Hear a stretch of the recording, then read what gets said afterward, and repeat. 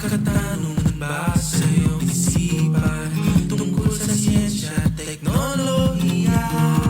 Ano namang kailangan mo sa iyong komunidad? Basta sa agam, may kasagutan.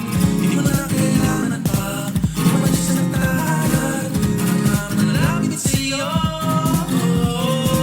Ang ilang kalasan, bagong paraan sa ating mundo. Kaya sa katating ng talaga ng bagay na walang magtutugasan. Halikan at may mga bagong kaalaman. Ito'y tungkol sa alam, tungkol sa siyensya at teknolohiya. Basta siyensya at teknolohiya, ayos na ayos sa Diyos.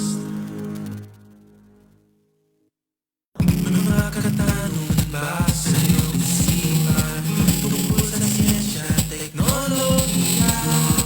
Ano mga kailangan mo sa iyong komunidad? Basta sa agam, may kasagutan.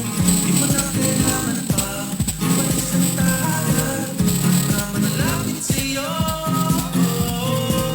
Ang ilang kalasan, bagong paraan sa ating mundo.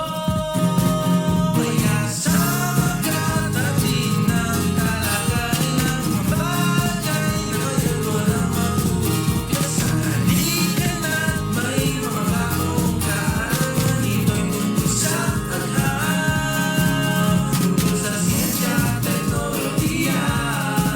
Basta siyensya at teknolohiya, ayos na ayos sa Diyos. The views and opinions expressed in this program are those of the individuals involved and do not necessarily reflect the official policy or position of IOS na IOS Dos Management. Isang agham na ramdam na hapon po sa ating lahat. Welcome sa pinakabagong episode ng Ayos na Ayos sa DOS Season 4. Ito ang programang maghatid sa inyo ng mga makabuluhang kwentuhan patungkol sa siyensya, teknolohiya at inobasyon.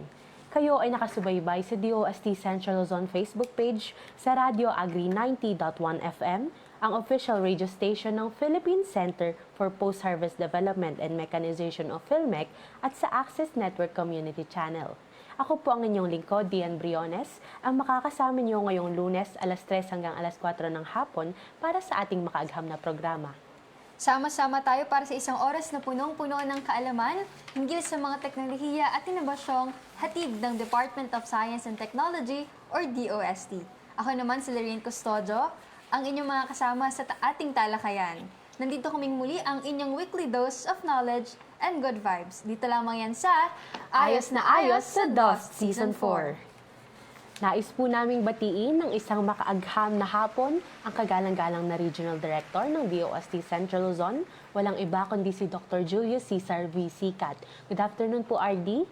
At isang agham na ramdam na hapon din po sa aming mga Assistant Regional Directors, ARD for Technical Operations, ARD Romy, ARD for Finance and Administrative Services, ARD Belen, and ARD for Field Operations, ARD Maricel. At sa amin din pong mga Provincial Directors, pati na rin sa lahat ng staff ng Regional Office and PSTOs ng buong DOST Central Luzon.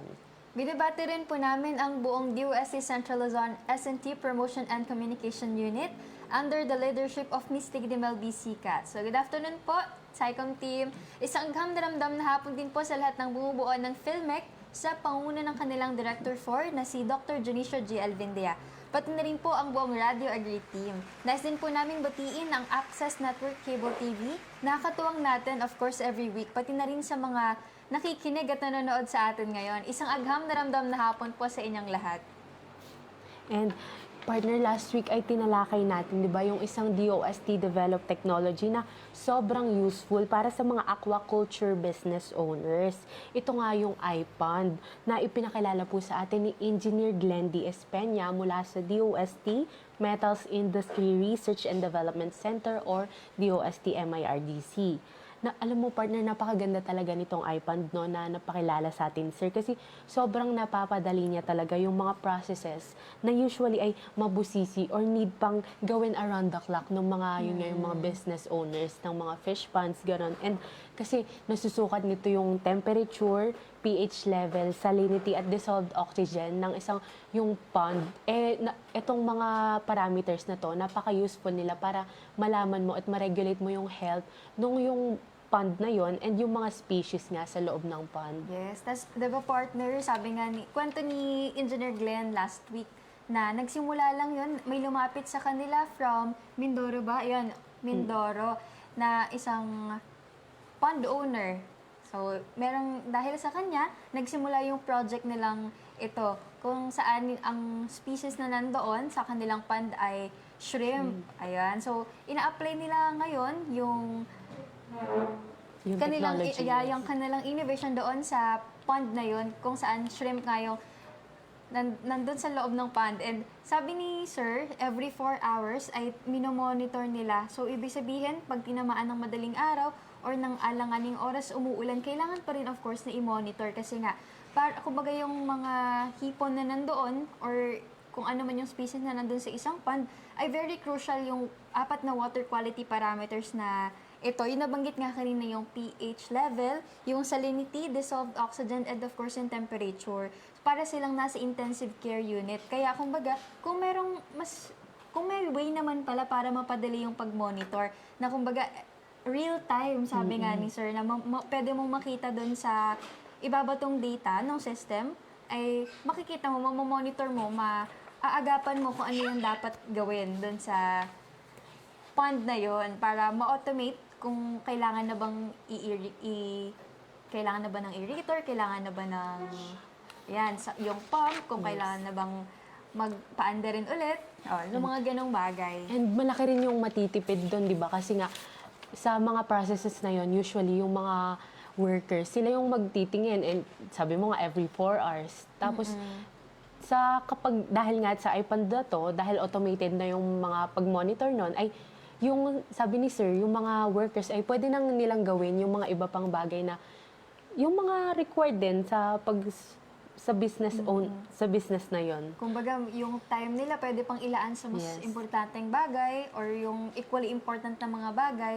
So, malaking tulong, of course, in terms of yung sa labor cost and yung efficiency and yung pag-manage ng time nila. And nasabi rin ni Sir na hindi naman po ito limited sa shrimp lang. Pero ngayon, yun kasi yung parang unang iteration nga ng technology na ito. Pero sila ay parang nagde-develop sila ng technology. For ibang species naman, like yung bangus, tilapia, na common din na inaalagaan sa mga pond natin. So, aside pa doon, yung catfish, ayan. And ayun naman, last week nga, di ba, ay nasa aquaculture tayo. So ngayon ay babalik naman tayo sa agriculture. Alam mo, partner, yung topic na ito ay naging matunog siya, di ba? Pati na rin sa national media kasi nakita ko na balita rin siya doon. And lalo na nga nung nagsimulang magtaasan yung mga presyo ng crudo at yung gasolina. Kasi naman, isipin mo partner, napakalaki talaga nung matitipid mo kung ang gagamitin mo sa yung pagpapatubig sa mga palayan ay powered by solar energy. So, at di lang yun dahil itong technology na ito ay mobile siya. So, madali lang siyang i-transport kahit saan.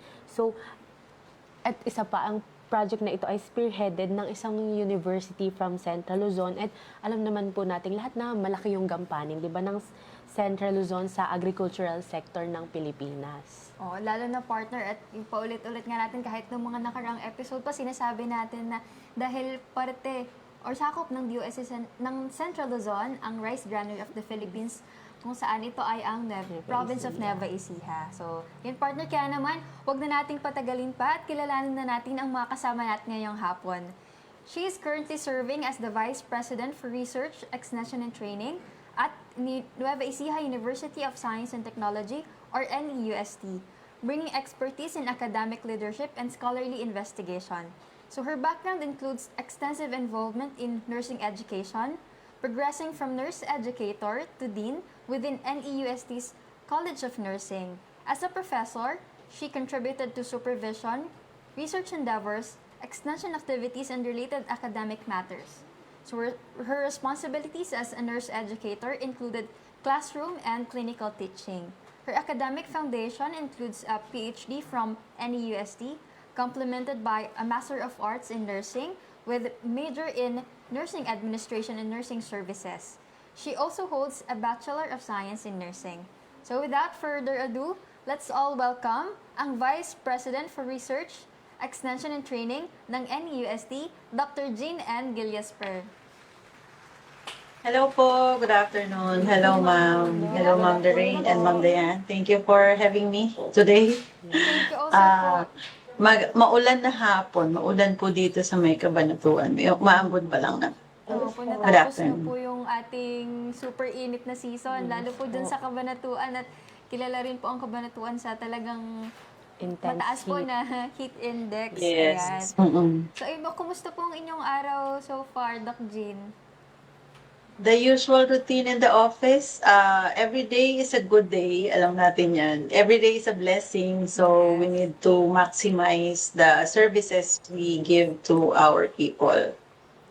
Ayan. So, very timely po ng ating topic for today, no? Kasi yun nga po, yung nabanggit nga po ni partner Dian na mula po nung tumaas yung presyo ng fuel, hindi lang po iilan yung apektado, kundi halos lahat po ay apektado. Especially po sa ating mga farmer. So, ayo po, gaano po kayo ka-excited na i-share sa atin ngayon ang technology or innovation po na dinevelop po ng NEUST? Very excited kasi naramdaman ko na relevant yung aming mga ginagawa. At nagpapasalamat kami sa pagtitiwala ng DOST for always giving us the chance to share our knowledge to the community people by, syempre, giving fund to us para ma-produce namin yung mga technology na kailangan ng ating mga kababayan. Ayan. Thank you also po sa inyong buong team, sa inyong passion to serve the Filipino people po, especially our farmers in this aspect po ng innovation natin. Yes, and very excited na rin po kaming matuto mula sa inyo, ma'am. And para naman po sa ating Facebook Live viewers, ay kung may tanong po kayo, i-comment nyo lang po ito sa DOST-Central Luzon Facebook page live stream. Ayan. So, ayun po, Doc Jean, para po sa ating mga listeners and viewers, ano po ba ang solar irrigation trailer unit and how does it work po? Okay. So, for 1 hour, Ma'am Dayan and Ma'am Noreen, I will be an engineer for a while. From nurse to engineer, real quick. Anyway, excited kami ng Team NEUS to share with you this technology. So, itong solar irrigation trailer unit natin ay isang portable irrigation system na nakalagay sa isang trailer para mas madali siyang magamit, mai-transfer from one place to another. At ang source ng energy nito is solar. So, from that solar energy, siya yung nagpapatakbo dun sa water pump para magpatubig dun sa mga sakahan natin, sa kasamahan natin sa agriculture or yung ating mga magsasaka. So, by means of this trailer, para na-design natin yon para mas mabilis siyang i-transfer sa isang lugar, papunta sa isang lugar. Hindi katulad ng mga fixed na patubig sa mga bukid or farm na nandun lang siya sa isang lugar and then eventually gagawa ka ng maliliit na kanal para maka-reach doon sa kung saan papunta yung tubig. So, by means of this C2 or yung solar irrigation trailer unit natin, mas nagkakaroon ng access yung ating mga magsasaka dun sa affordable na source ng energy. Kasi from the fact that this is a solar-powered equipment, mas nakakatulong dun sa ating mga magsasaka. So, pag maaraw na maaraw, according to Engineer Elmer, which is the project leader of this project, pwede na mag-produce siya ng humigit kumulang na 20 to 60 cubic meters na water kada oras. So, depende din yan sa lalim ng pinagmumula ng tubig, yung source mismo ng pinagkukuhanan ng water kasi ipinapump niya palabas yung water. So, by means ng solar irrigation trailer unit natin, mas nakakatulong ito dun sa ating mga magsasaka para hindi sila mahirapan. And at the same time, ito yung considered as practical na technology para sa mas climate resilient agriculture natin na nagbibigay ng mura at malinis na tubig sa ating mga magsasaka. Ayun. Ayun po, Doc Joy, nabanggit niyo po no, na according po to the project leader, si Engineer Elmer Espiritu, ang dami po ng 20 to 60 cubic meters per hour yung kayang i-produce niya. Depende po sa, syempre sa sikat ng araw and also doon sa lalim po ng Waters. pagkakabaon Ng source. ng water Oo. source. Yes. Water. So, po. And gaya po ng i-present natin sa screen kanina, ay meron pong gulong. Meron po siyang gulong. So, kumbaga, Yes. malaking tulong po sa pag-transport po niya from one place to another. So, doon sa tanong natin na kung paano siya gumagana, syempre meron siyang solar panel, no? Based doon sa picture, parang nagsiserve siya as parang bubong ng mismong trailer unit. So, yung solar power na yon or solar panel ang nakakabit doon sa trailer para makakasagap siya ng sikat ng araw. Tapos, i-convert niya yon into electrical energy. Meron din siyang charge controller kung saan dun kinokontrol yung daloy ng kuryente mula sa solar panel. So, pinoprotektahan nitong charge controller na to yung baterya paano hindi siya maging overcharge or undercharge. And then yung battery storage natin, yun yung dun iniimbak yung energy or electrical energy na napoproduce from the solar energy para magamit. So, based dun kila Sir Elmer, medyo enhance nila yung pinaka-solar power or solar panel mismo kasi yung unang specification niya is pag medyo maulap na, hindi siya nakaka-generate ng electricity. So, nag-devise ng paraan si Engineer Elmer how to parang ma-enhance at ma-increase yung specification natin in terms of the solar panel itself. Kaya kahit na maulap siya, nag-test kami sa isang barangay na kahit medyo maulap yung weather that time, talaga malakas yung hakot ng tubig from the source ng water na pinagkukuhanan mismo para ma-distribute dun sa pinaka-farm. So, yun yung isa sa maganda dun sa solar irrigation trailer unit natin na enhance yung capacity ng solar panel natin. And then, of course, kinabitan nila yun ng inverter para ma-convert yung sinasabi nila na DC power mula sa solar panel mismo papunta dun sa baterya para maging AC power para makapag-pump ng water.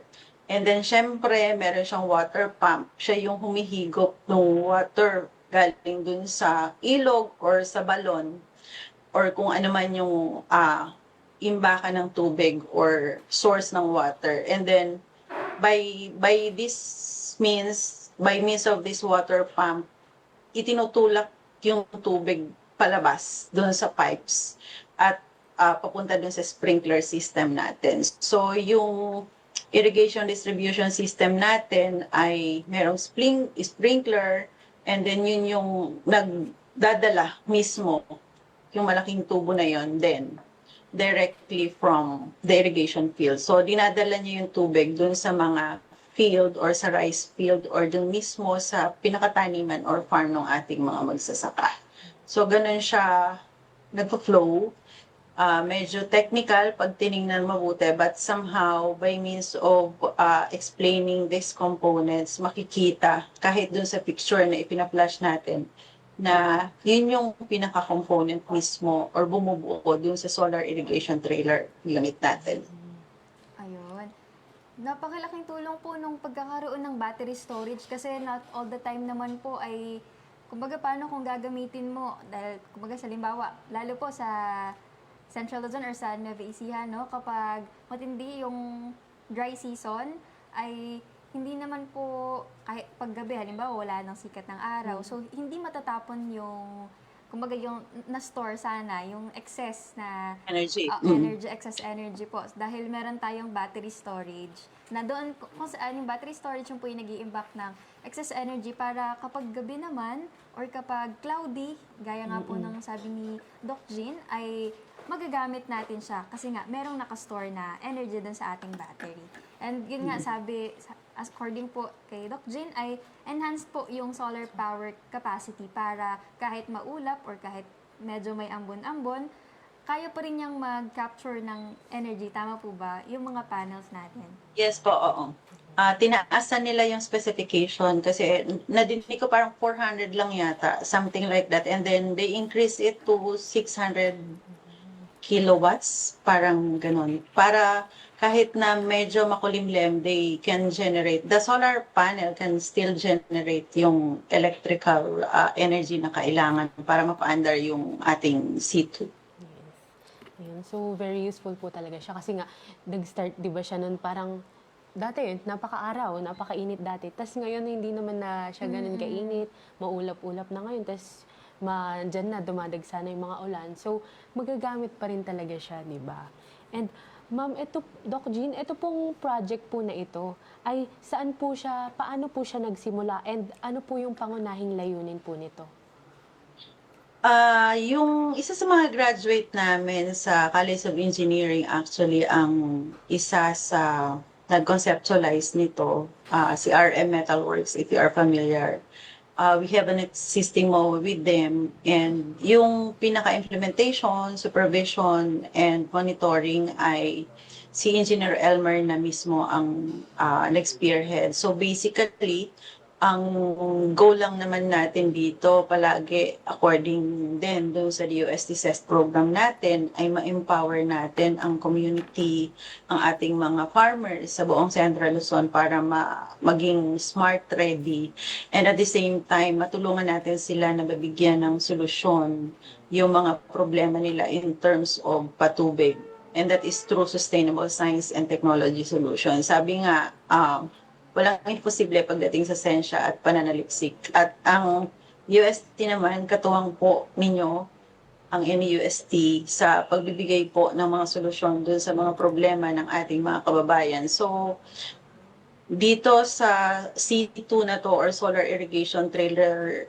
units na nabuo natin, natutulungan natin ang ating mga magsasaka para mas makatipid sila sa gasto sa diesel, lalo na ngayon, sabi nyo nga kanina, meron tayong fuel crisis, global fuel crisis. At by means of C2, nagiging mas productive or mas naging matipid at naging mas malaki yung produce or ani ng ating mga magsasaka sa tulong po ng solar irrigation trailer unit natin. Yun. Talagang pride of NEUST po pala ang kumbaga nag-spark ng idea po na itong C2 natin, no? Which is ang RM Metalworks. And of course, sa implementation po ay katuwang or kapartner po ay si NEUST, of course. Yes po. So, paano naman po din-develop po ang solar irrigation trailer unit from its concept po hanggang sa ma-implement po ito? Medyo technical at systematic yung proseso. Siyempre, before natin ma-produce yung isang technology, kailangan natin ng needs assessment and problem identification. Sort of, ano ba talaga yung kailangan ng ating mga magsasaka? Kasi nagsisimula siya sa konsepto or pagtukoy kung ano yung main problem talaga ng ating magsasaka, at yun yung tungkol sa irrigation na natin.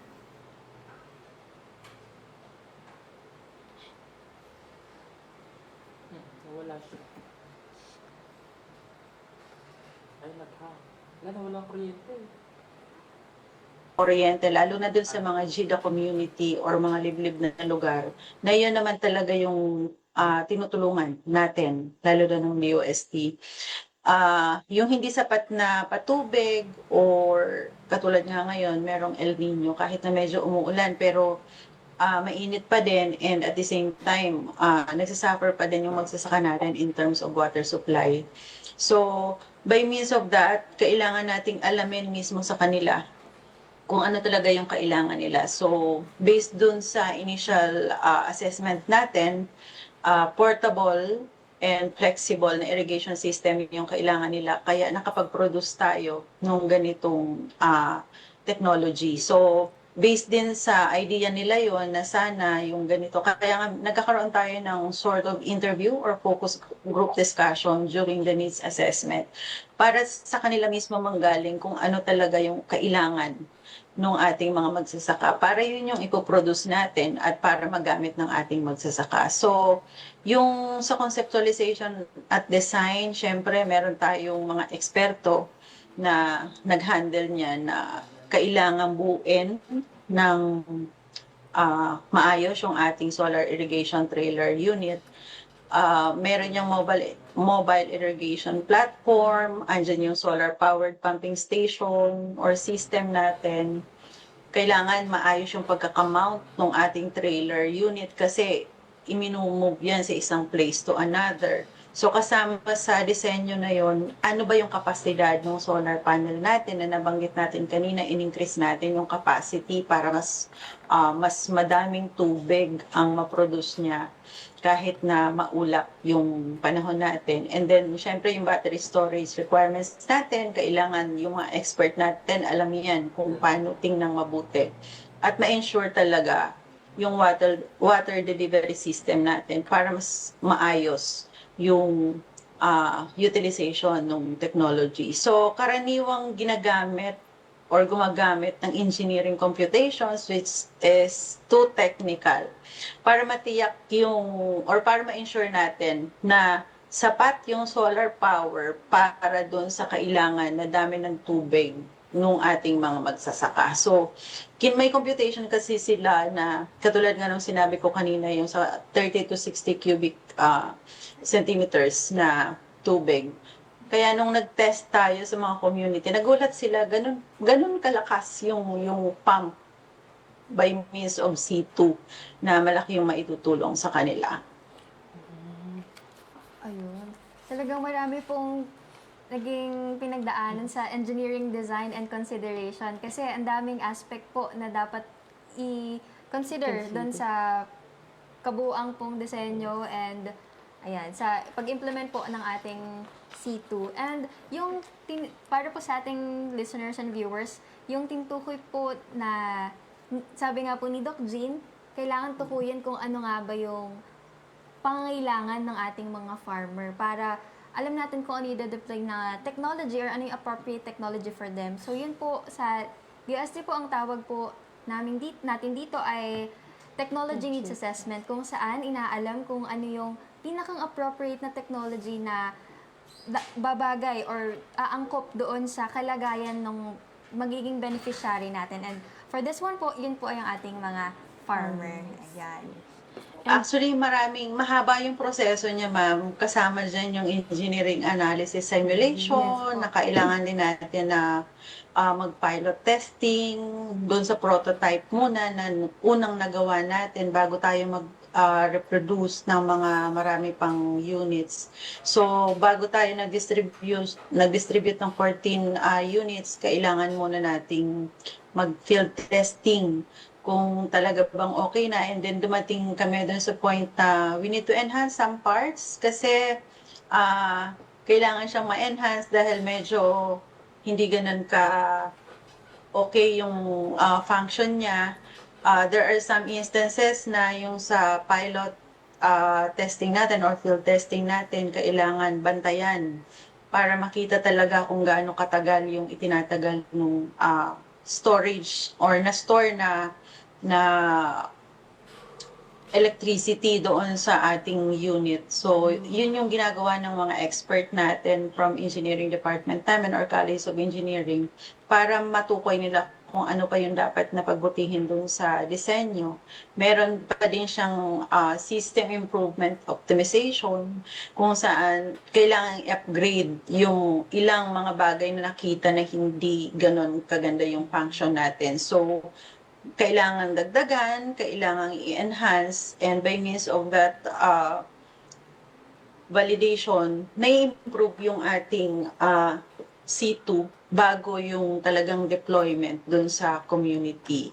And then, may technology transfer tayo na ginawa, and that includes also the deployment nga, which is process pa din siya paano ipakita dun sa ating mga farmers kung paano natin talaga sila matutulungan para maging sustainable. So, as of now po, andun tayo sa monitoring na lang po nung 14 units na i-deploy natin sa iba-ibang probinsya ng Region 3. Pag natapos natin to na i-monitor, makikita natin kung ano yung kailangan pa nating improve para sa susunod na fabrication ng ating solar or C2 units. And then eventually, baka kailangan pa mag-enhance, kailangan lagyan ng IoT, yung mga ganong klase in terms of improvements. Plus, doon kasi sa monitoring natin, doon natin makikita kung ano talaga yung feedback ng ating mga beneficiaries based dun sa paggamit nila ng C2 natin. Ayan, talagang patuloy na mabusisi talaga yung process And pagdating very sa mga technical talaga siya, no? sa mga ganitong klase ng technology or innovation. And of course, ayun nga, sabi nga ni Doc Jean, ay andun sila sa continuous improvement. Depende dun sa monitoring na ginagawa nila. So, kung ano yung magiging feedback, so pwedeng i-incorporate doon sa technology or innovation para continuous yung maging development. And yun nga sabi pa ni Doc Jean, yung addition ng IoT, kumaga pwede rin na i-consider sa mga future na improvement ng ating C2. And Doc Jean, ano naman po yung mga benefits po ng paggamit po ng C2? Based dun sa feedback ng ating mga beneficiaries, no, nag-benefit sila dun sa nabawasan yung gastos dun sa diesel. Kasi lalo na ngayon na magkano na ba diesel? Pero bumaba na ng konti ngayon, no? But way back then, nung talagang nag-boom ang global fuel crisis, sobrang pasasalamat nila kasi nabawasan. Actually, nawala yung gastos nila in terms of diesel tsaka dun sa gasolina, kung ano man yung ginagamit nila. Included dyan yung mababang operating and maintenance cost. Kasi hindi ganun ka taas yung maintenance cost nito once na free kasi ang ating solar energy. So, wala silang ibang pwedeng tingnan. Ang maintenance cost lang natin nito ay kung may papalya na spare parts na pwedeng palitan. Pero kasama pa din naman yung sa ano natin, sa ifinand ng DOST. So, talagang dole out tayo when it comes to that para lang makatulong sa ating mga kababayan. Also, kailangan nating i-note as one of the benefits na ito ay environmental friendly at renewable energy source ito na makakabawas dun sa footprints na sinasabi nila dun sa ating environment. So, malaking tulong. And then, plus, portable kasi siya. May tatlo na malalaking gulong na pwedeng maging access para mas madaling ilipat. Sabi ko nga kanina, from one place to another. Kasi yung ating magsasaka ay hindi lang isa yung farm na some of our beneficiaries kasi ay mga kooperatiba. So, ang tanong nila, paano namin to mailadala sa isang place to another? Kunwari, tumana ni Kuya A at tumana ni Kuya B. Kailangan naming i-transport. May scheduling sila kung kailan sila magpapatubig. So, malaking bagay yun na portable siya. And then, mainam po ito dahil even yung mga nasa liblib na lugar na walang grid electricity, naaabot na natin sila by means of C2. And then maaari din itong gamitin doon sa emergency irrigation sa panahon nga ng El Nino na na-enjoy na nila kasi previous months sa sobrang init ng panahon talagang medyo yung ating supply ng irrigation ay nag-suffer din so far. Napaka-perfect pala nung pagdating ng C2, di ba? Kasi, syempre, na-deploy na ito bago pa magsimula yung Fuel yung surcharge, yung oo. crisis. Tapos yung bago pa dumating yung El Nino dito sa atin. So, parang napaka-perfect nung pagdating niya. And yung mga features niya ay parang beneficial talaga siya sa mga farmers. Parang pasok na pasok. Kasi nga, tinanong sila no, kung ano ba yung kailangan nila, kung ano yung... And, di ba yung mga features niya ay pasok na pasok talaga sa need ng mga farmers na ito. So talagang alam mong mabusisi yung naging process nila kung paano makakatulong sa mga farmer kasi kung Na-consider talaga. Oo, lahat ng consideration na or lahat ng consideration na pwedeng ibigay ay in-incorporate nila doon sa kabuuang design ng ating C2. And of course, napakalaking tulong din po nung 3 gulong na yon dahil nga hindi naman accessible nung 2 gulong, hindi tatlong gulong. Sorry po, ayan. Kumbaga yung hindi naman lahat ng farm ay accessible.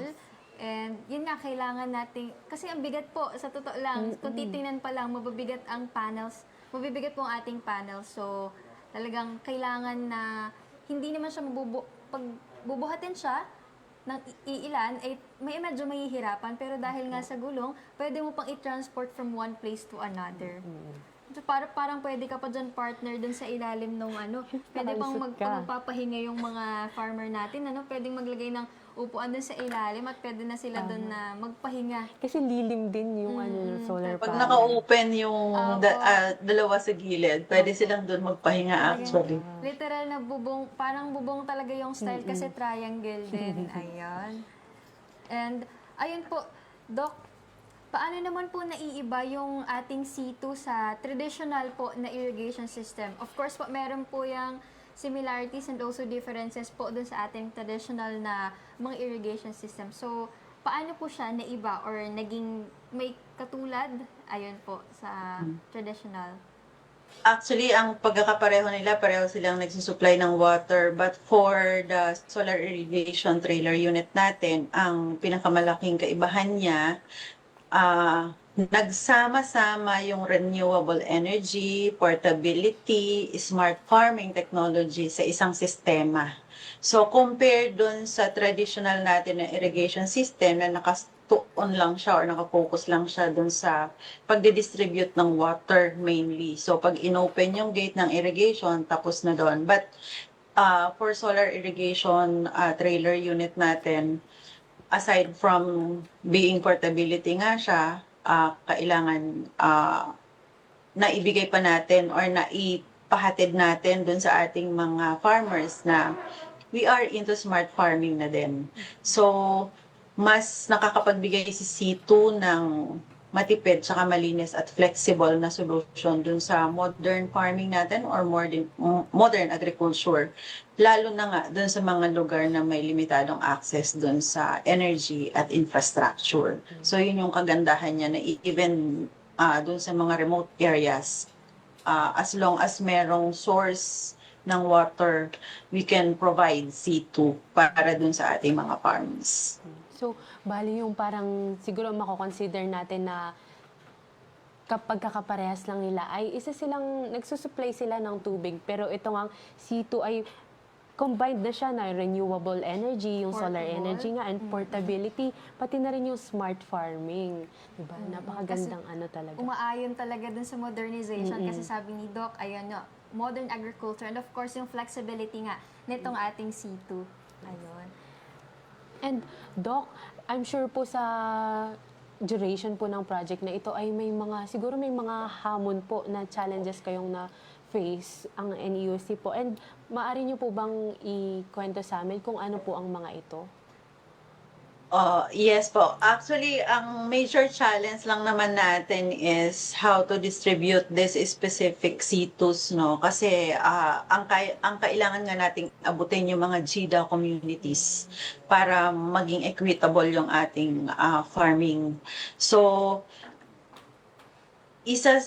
yung support kasi from DOST and other PSTOs natin, yun yung nakatulong sa amin para ma-overcome namin yung challenges na yon, para ma-reach out natin yung mga beneficiaries na nasa malalayong lugar. yun lang naman. Medyo GIDA community kasi siya, which is yun din yung goal natin sa DOST na maabot natin sila. Pero naging madali na ma-overcome namin yung challenge because of the help extended by different PSTOs in the provinces kung saan located yung ating mga beneficiaries. And isa actually sa malaking naging challenge nila Sir Elmer dito ay yung meron kasi silang teaching load. Kasi kami ay faculty, teaching kami, and then doing research, conducting extension activities katulad na nung sa C2 na kailangan naming i-turn over yan sa community para may utilize. So, medyo nagkaroon sila ng challenge into teaching load na may mga instances na kailangan nilang mag-makeup class kasi na-miss nila yung class kasi yung availability ng ating beneficiaries, yun yung kailangan naming i-adjust yung schedule namin para at least ma-reach out at ma-distribute namin yung different C2s sa iba-ibang provinces sa Central Luzon. And then, yung technical challenge, yung sinabi natin kanina na in-improve natin yung wattage nung solar panel mismo na tinaasan natin para at least mas madaming tubig ang maipump pag madaming na-stock na energy or electrical energy dun sa ating C2. So far, yun lang naman. But in terms of the big challenge, wala masyado kasi very supportive po ang inyong DOST, lalo na po ang ating mga PSTOs, and open kasi yung communication by means of social media, nakakapaggawa ng GC si Sir Elmer para madaling makapagbato ng mga request na kailangan sa ganitong araw, maipon yung mga beneficiaries para makapag-meeting, makapag-training. So, na-overcome namin by means of helping or by means of the help of the different PSTOs, PDs. Maraming salamat po. Okay. Ayun po, shoutout po sa ating mga PSTOs ng DOST Central Luzon and of course, SES RPMO po. Ayan. Talagang sa Yes academe po. po. Sa academe po talagang magagaling mag-manage ng time ang mga taga-academe. Ayan, kasi nga po, kayo po, meron pong and si Sir Elmer as project leader ay may merong mga teaching workload pa, load. may mga teaching load aside dito sa mga researches na ginagawa. So, ayun. So, dito po, magbabasa po muna tayo ng mga shout-out and greetings sa ating comment section. So, from Doc Janil A. Constantino, laking tulong nito sa ating mga magsasaka. Makakatipid sila sa pagbili ng gasolina. Congratulations, NEUST, and thank you, DOST. Ayan. Hello po, Doc Janil. And ito po, meron din po tayong comment from Doc V. Congratulations, VPRET, Dr. Jean and Giliasper. Thank you, NEUST and DOST. Ayan po. Balik po tayo, Doc. So, kanina niyo po nababanggit ang mga DOST, ang PSTOs. Ayan. Sino po yung mga naging katuwang ng NEUST sa project po na ito? And ano po yung naging papel ng DOST po rito? Yes po. So mainly, ang talagang nakatulong dahil dun sa funding natin ay ang DOST3 sa pangunguna po ni Sir JC. Maraming salamat po sa pagtitiwala sa amin. Siyempre po, hindi maiaalis na bigyan natin ng malaking thank you yung PSTO Aurora headed by Ma'am PD Ma'am Cel Sikat, PSTO Bulacan headed by PD Angelita Parungaw, PSTO Nueva Ecija kay PD Lade Sikat, soon to be Doctor PD Lade Sikat. Gagraduate po siya sa next week, if I'm not mistaken. Congratulations, PD. PSTO Pampanga, headed by PD Mary Michelle Kiambao, and PSTO Tarlac, PD Karen Danyes. So, sila po yung mga tumulong sa amin para po ma-reach out natin yung ating mga beneficiaries. Kasi more on coordinating yung ginagawa po ng mga PSTOs na to para ma-reach out po yung from MOA signing hanggang dun sa pagre-receive nung C2 unit natin, pati dun sa training ng mga beneficiaries natin. Isa po sila dun sa nag-facilitate para po ma-implement natin yung ating solar irrigation trailer unit. Yes.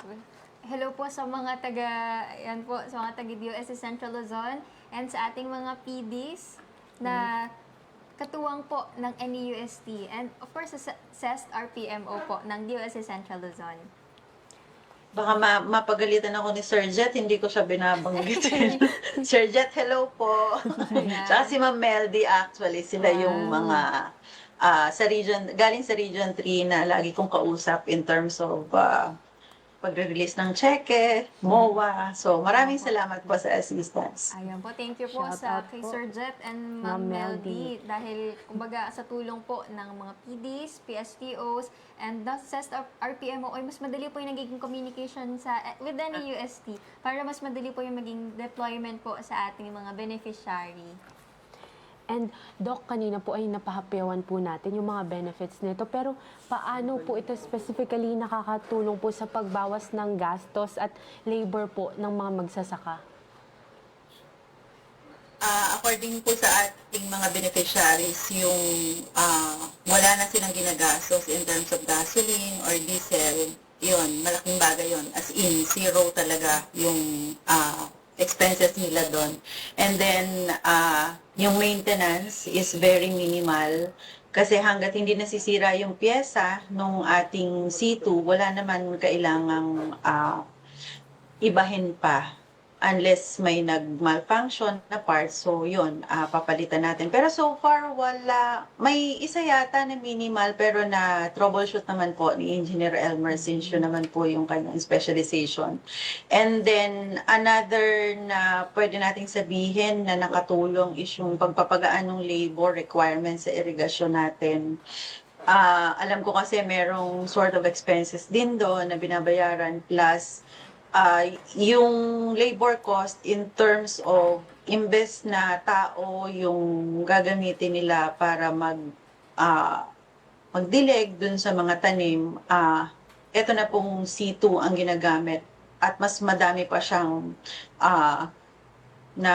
nasusuplayan na tubig. So, yung pagtaas din ng kanilang yield or produce or yung ani, yun din yung isa sa malaking tulong sa kanila kasi according to them, dumoble yung yield or yung ani nila dun sa mga hala or sa mga tanim or dun sa kung anumang gulay na nandun sa farm nila. So, yun ay dahil dun sa new technology na inintroduce natin, si Sito nga, kaya matipid, tsaka naging efficient at naging sustainable yung pamamaraan nila dun sa agriculture or farming na meron sa ating mga magsasaka. Ayun, nakakatuwa pong marinig na halos wala na ginagastos yung ating mga farmer in terms of fuel cost. And tumaas pa yung yield nila. Dumoble siya. So, napakalaking tulong. Kumbaga, nabawasan na yung gastos mo sa gasoline or sa diesel, tapos dumoble pa yung yield mo. So, napakalaking benefit. And of course, pwede rin sabi nga ni Doc, ay yung labor, in terms of labor cost, ay mas makakatipid in terms of labor cost dahil sa ating C2 or Solar Irrigation Trailer Unit. And tsaka yung maintenance din. Dahil sabi niya hanggat hindi pa naman wala pang nangyayari dun sa nasisira, ganun, ay pwede pa rin siyang gumana. So, very nakakatipid talaga siya. Tsaka nakakatuwa rin kasi yung sabi nga ni Doc kanina na merong minimal maintenance. Kumbaga na-troubleshoot kaagad ng team ng NEUST led by Sir Elmer, Engineer Elmer Espiritu. So, ayun po, Doc, sa mga nakagamit na po nito o yung gumagamit po sa kasalukuyan, dito po sa ating 14 na dineployan ng ating technology, ano po yung naging feedback nila?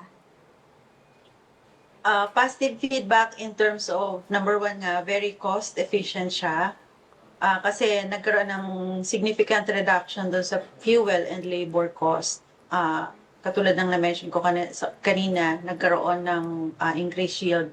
Ang binigay nilang halimbawa is kung ang isang magsasaka ay gumagastos ng 300 to 500 pesos bawat araw para sa diesel ng irrigation pump, nakatipid sila ng libo-libo bawat cropping season dahil dun sa sito natin. Nabawasan din yung needs nila in terms of operation dun sa tubig. Kasi alam ko may maintenance operation dun sa member ka ng irrigation, alam ko meron ganun sa magsasaka, na meron ka ding ibinibigay para well distributed yung water na maibibigay sa farm mo pagdating nung time na kailangan mo na ng water or gagamiting tubig. So, yun yung isang example nila na very cost efficient talaga siya, na mas actually nung nag-increase yung fuel, madaming inquiry na natanggap ang NEUST. Paano siya bilhin, paano siya i-procure, something like that. So, nagkaroon naman kami ng dialogue regarding that kasi yung the way it is being produced is not easy. Kasi dun sa 14 units na i-distribute natin sa ating mga beneficiaries, parang i-sinet natin by means of decking. Sino ba mauuna? Aurora ba? Pampanga? Para yung pagpuproduce nung mismong C2 may ayos nung ating fabricator para mabuo siya ng maayos at hindi mamadali. Yeah, talagang positive yung partner, yung naging feedback ng ating mga farmer dun sa 14 na dineployan.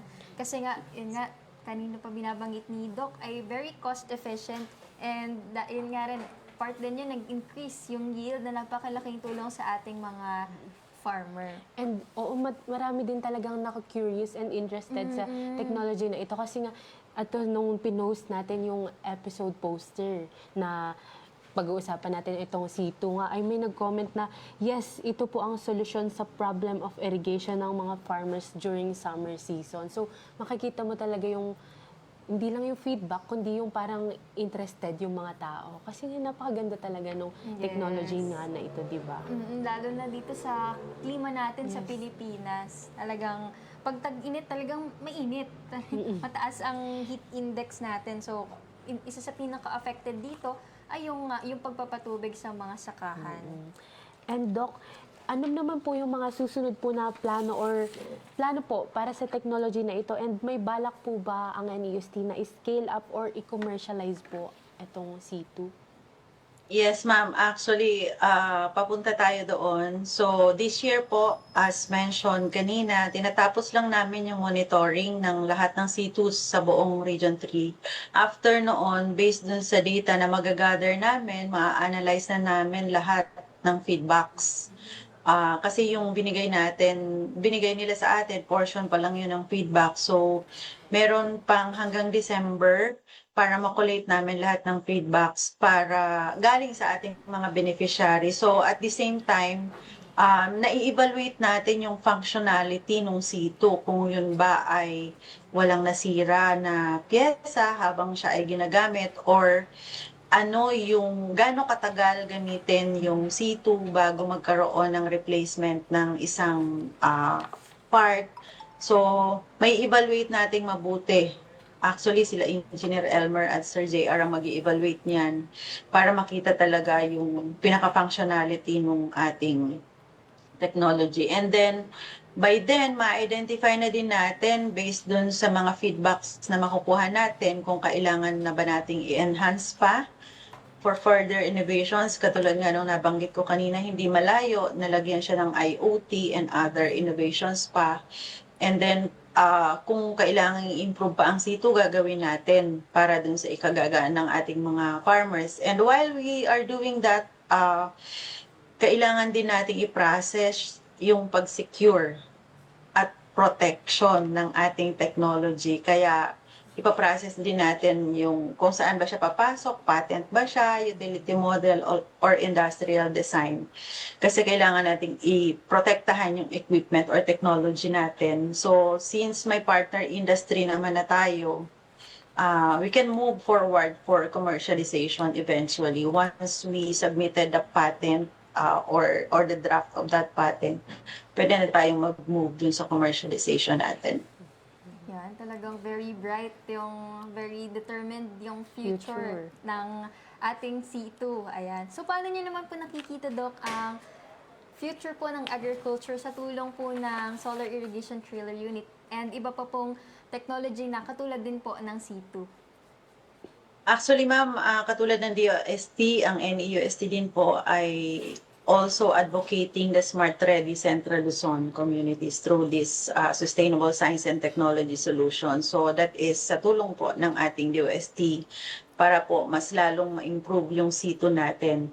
So mas malawak na access siguro sa irrigation or yung tinatawag nating inclusive agriculture. So lahat ng magsasaka ay may equal opportunity para ma-avail itong ating bagong technology na nagiging posible yan, lalo na dun sa mga, sabi nga natin kanina, yung sa may mga off-grid areas. So, mararating na natin yun. Matutulungan na natin yung mga magsasaka doon. And isa pa, magkakaroon na sila ng access dun sa modern irrigation at mababawasan din yung gap between dun sa may kaya na magsasaka at yung smallholders na farmers natin. Meaning, in the future, we can say na mas democratize yung ating access sa ating mga magsasaka sa water technology.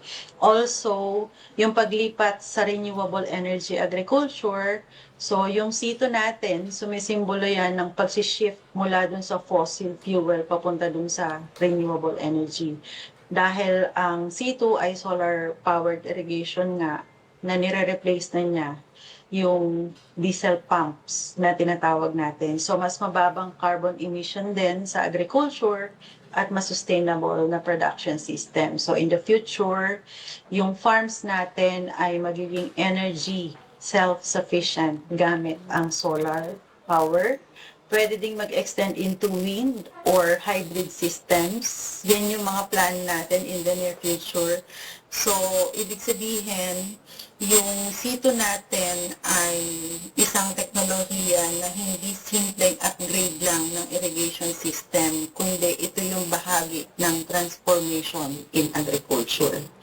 So, in the future also, yung farming natin ay may possibility na maging mas digital, mas renewable powered, mas data-driven, mas accessible, mas climate resilient, at higit sa lahat po, ito ang magiging kaagapay yung technology natin na to sa pagpapalakas ng kabuhayan ng ating mga magsasaka. Pero gusto ko lang pong i-point out, no, lilinawin ko lang po, hindi kapalit ng tao yung C2, kundi ito yung katuwang sa mga mas efficient at parang sustainable production of food.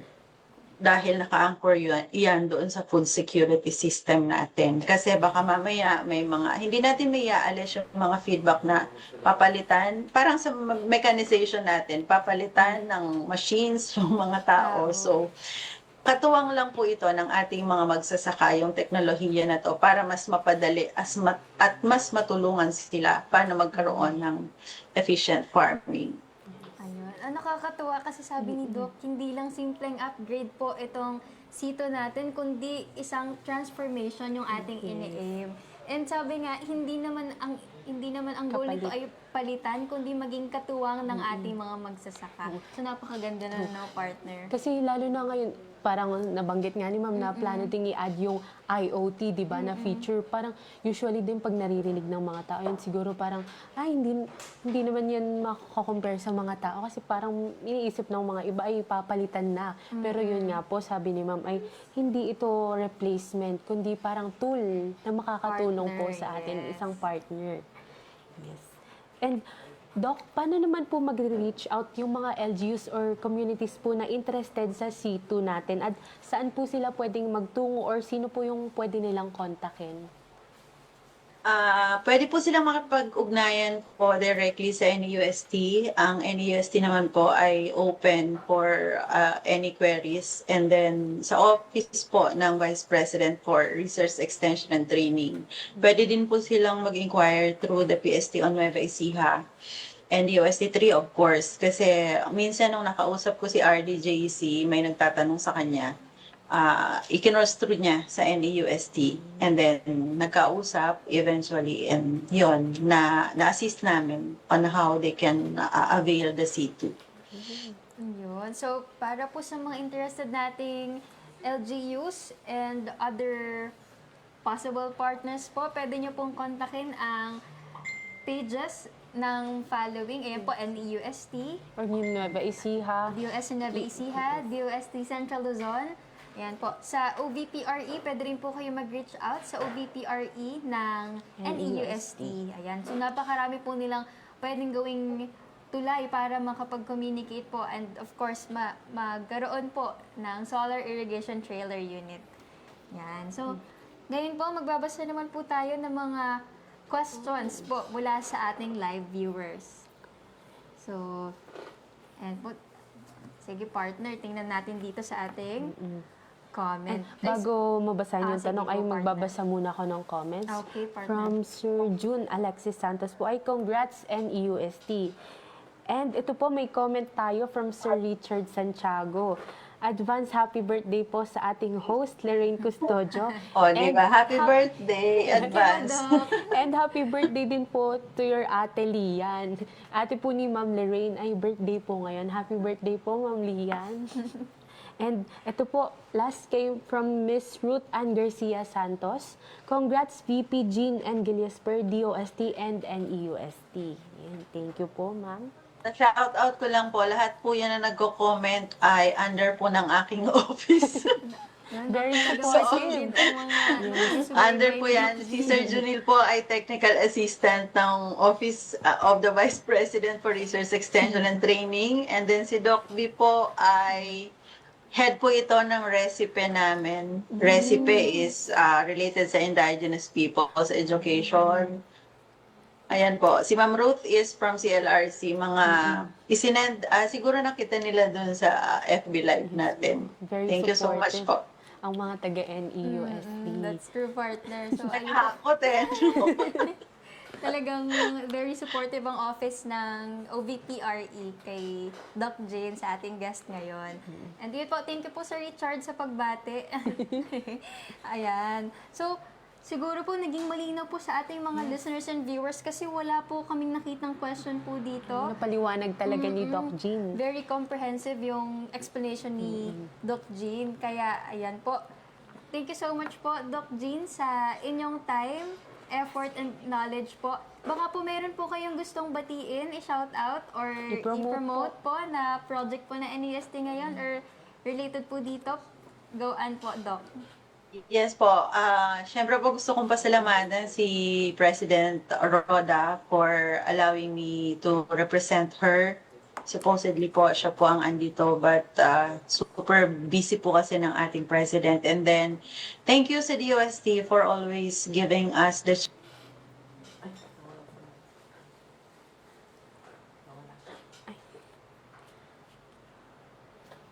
and in many more projects pa na meron kami. Kasi meron din kaming e-vehicle na soon. Baka i-feature din ulit. Wow. So maraming salamat po, ma'am, for having me here. Thank you so much po. Thank you Thank so you much so din much po, po, Doc, ma'am. kasi alam po namin napaka-busy po Yes. ninyo, pero yun po, nakapagbigay po kayo ng time and expertise po sa amin. At sabi nyo nga po, naging engineer po kayo for an hour. Opo, naging ayun po, successful po ang pagiging engineer niyo, ma'am. yan, bali, dalawa na ang profession ni Doc for this hour. Ayan. Ay, last na po, may comment tayo from Sir Solidum JC. Congrats, VP RET Jean and EUST and BOST. Ayun, maraming salamat po ulit, Doc Jean. At yun nga po, dahil despite your busy schedule, ay pinaunlakan niyo po kami for this interview.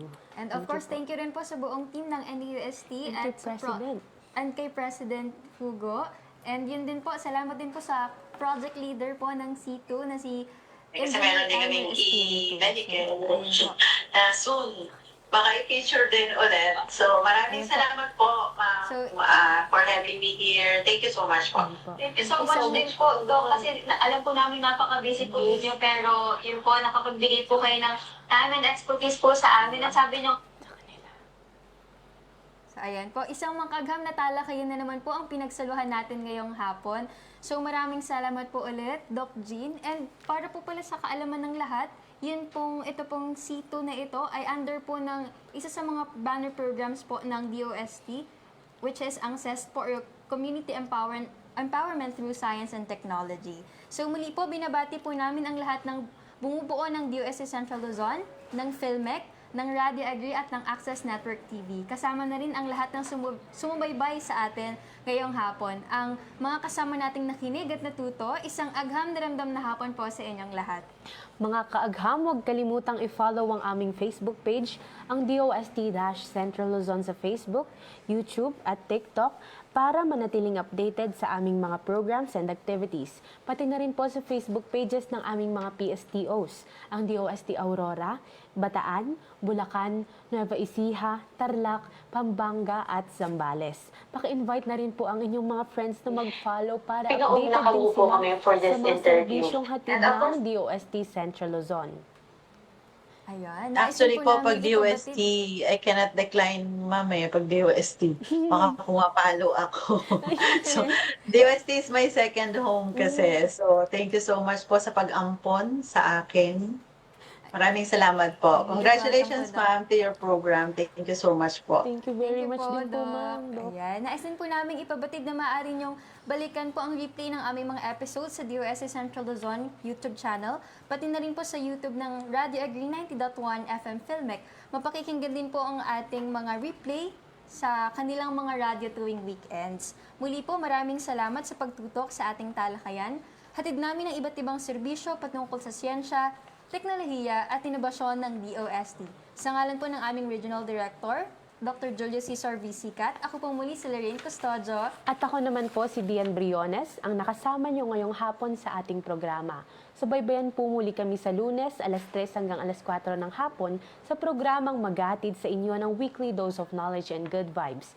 Sama-sama ulit tayo next week, dito lamang yan sa Ayos na Ayos sa DOST Season 4. May mga katanungan ba sa iyong isipan tungkol sa siyensya at teknolohiya?